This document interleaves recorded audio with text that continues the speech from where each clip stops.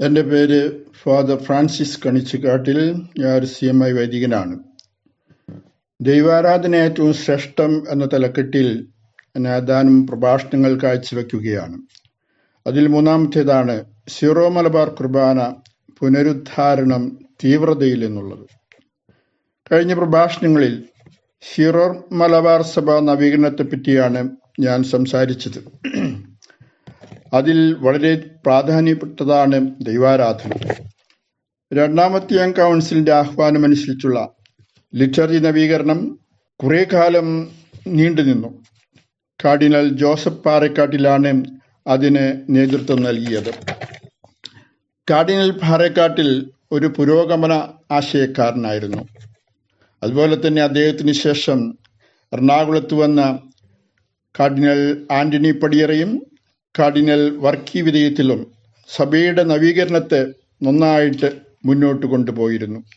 രണ്ടുപേരും കാർഡിനൽസ്, അതുപോലെ തന്നെ സഭയുടെ മേജർ ആർച്ച് ബിഷപ്സ്. അതിനിടയിലാണ് സഭയുടെ ചില കോണുകളിൽ നിന്നും പുനരുദ്ധാരണം, അതായത് ആരാധനാക്രമ പുനരുദ്ധാരണം, കൽദായ ലിറ്റർജിയിലേക്ക് മടങ്ങിപ്പോകണം എന്നുള്ള ശബ്ദങ്ങൾ കേട്ടു തുടങ്ങിയത്. അതിന് ചുക്കാൻ പിടിച്ചത് Changanassery archbishop Mar Joseph ഭവത്തിൽ. വളരെ ശക്തമായിട്ട് അദ്ദേഹം കൽദായീകരണത്തെ സപ്പോർട്ട് ചെയ്തിരുന്നു. സീറോ മലബാർ സഭ കൽദായ സഭയുടെ ഒരു പുത്രി സഭയാണ്. യാതൊരു നവീകരണവും സാംസ്കാരിക അനുരൂപണവും ആരാധന വിഷയത്തിൽ ആവശ്യമില്ല എന്ന് അദ്ദേഹം വാദിച്ചു. ഇതിൽ അദ്ദേഹത്തിന് തണലായത് ബിഷപ്പ് അബ്രഹാം മറ്റം. അദ്ദേഹം നോർത്ത് ഇന്ത്യൻ മിഷനിലെ ഒരു ബിഷപ്പായിരുന്നു, വിൻസെൻഷൻ സഭാംഗം. പിന്നെ വടവത്തൂർ അപ്പസ്തോലിക് സെമിനാരിയിലെ ഏതാനും പ്രൊഫസേഴ്സ്. ജോസഫ് കോയിക്കക്കുടി, അദ്ദേഹം റെക്ടറായിരുന്നു. അദ്ദേഹവും കൽദായീകരണത്തെ സപ്പോർട്ട് ചെയ്തിരുന്നു. അതിനു പുറമെ ജോർജ് വാവാനിക്കുന്നിൽ, തോമസ് മണ്ണൂരാമ്പറമ്പിൽ, വർഗീസ് പാത്തിക്കുളങ്ങര, ഇങ്ങനെ തുടങ്ങിയ കുറേ വൈദികർ കൽദായോൽക്കരണം എന്ന ആശയത്തെ പിന്താങ്ങി പ്രവർത്തിച്ചിരുന്നു. സഭയുടെ ലിറ്റർജിയും, അതായത് കുർബാന, വെള്ളിയാഴ്ചയിലെ കർമ്മങ്ങൾ, മരിച്ചവരുടെ തിരുക്കർമ്മങ്ങൾ എല്ലാം കൽദായ പാരമ്പര്യത്തിൽ. കുർബാന മുഴുവൻ അൾത്താരയിലേക്ക് തിരിക്കുന്നത് നടത്തുക എന്നത് നടപ്പിലാക്കുവാൻ പരിശ്രമിച്ചു. വടവാതൂർ സെമിനാരി എല്ലാറ്റിൻ്റെയും ഒരു വർക്കിംഗ് പാർട്ടായിട്ട്, ഒരു നിലമായിട്ട് ഫങ്ഷൻ ചെയ്തു. 1985 ജോൺ പോൾ രണ്ടാമൻ മാർപ്പാപ്പ ഇന്ത്യയിൽ വന്നു.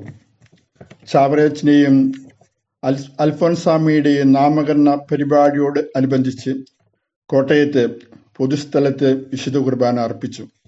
അത് റാസ കുർബാനയായിരുന്നു. കുർബാന മുഴുവൻ അൾത്താരയിലേക്ക് തിരിഞ്ഞ് അർപ്പിച്ചു. അൾത്താരയിലേക്ക് തിരിഞ്ഞ് കുർബാന അർപ്പിച്ചതിൽ പൊതുസമൂഹം അത്ര നന്നായിട്ട് അതിനെ പരിഗണിച്ചില്ല.